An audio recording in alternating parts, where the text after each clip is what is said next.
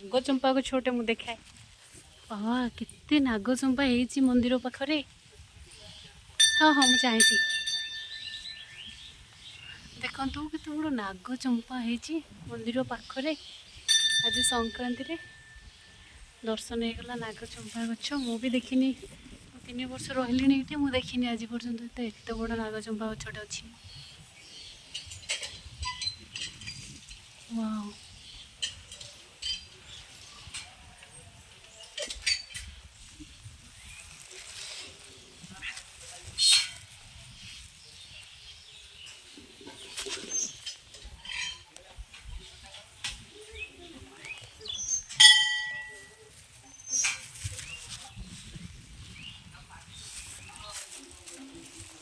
आपण समस्त भी मंदिर जातु स्पिरिचुअल माइंड रखु स्पिरिचुअल माइंड रखिले भल।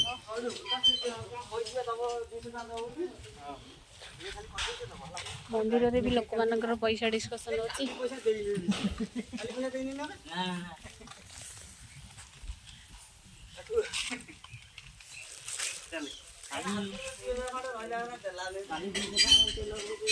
मंदिर रे पैसा डिस्कशन चली कोली बाबूर सांग मानकर। कोली बाबू ये गोटे नागचंपा गछ मुझे देखी नी केते फूल फुटी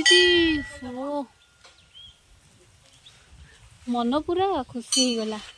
बाबा ये छिड़ा मो पुर गोटे फोटे बाबा आ बाबा